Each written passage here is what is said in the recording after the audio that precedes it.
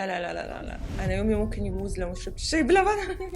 فكره ان الجو حر، طب ما انا لو هقلع ايه؟ همشي بالمايو في شاورما؟ ما هو مش منطقي. يا خرابي، ماما ما شاء الله يعني بتعمل اكلات كتير حلوه.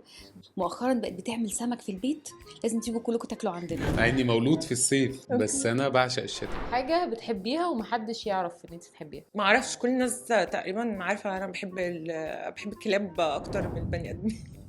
بحب الكلاب جدا. ان انا بحب اقعد لوحدي كتير في اخر اليوم. انا كنت اقول لك ان انا بيتوتي، بس انا يعني غالبا كل الناس اللي حواليا عارفين ان انا بيتوتي، فدي ما يعني ما. في ناس كتير ما تعرفش ان انا مامتي ممثله، بتفاجئ انه ايه ده انتوا شبه بعض، ما كناش عارفين ان انتوا مامتي عفاف مصطفى الممثله. فدي حاجات ناس كتير ما تعرفهاش، فقلت اللي مش عارف بقى اعرفه.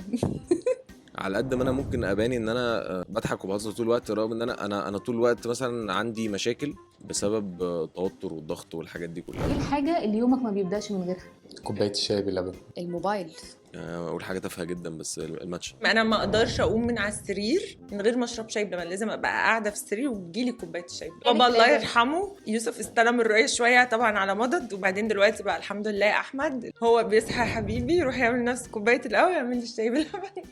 لو تقدري تعيشي في زمن تاني، مم. ايه الزمن اللي تختاريه؟ الفراعنه طبعا. يا خرابي ده اسرار، شوف الاسرار عامة يليق كلها. عليكي قوي. بعشق الزمن ده. ايه ما اصل ما فيش غير الفراعنه بقى، ما خلاص ما هنعمل ايه؟ ما لا، وبرده مش متاكد قوي احنا كنا زمان ايه، فمش فاهمه، مش عايز ابقى بس ارجع الاقي نفسي كافر يعني. لا الستينات، بحب الوقت ده جدا.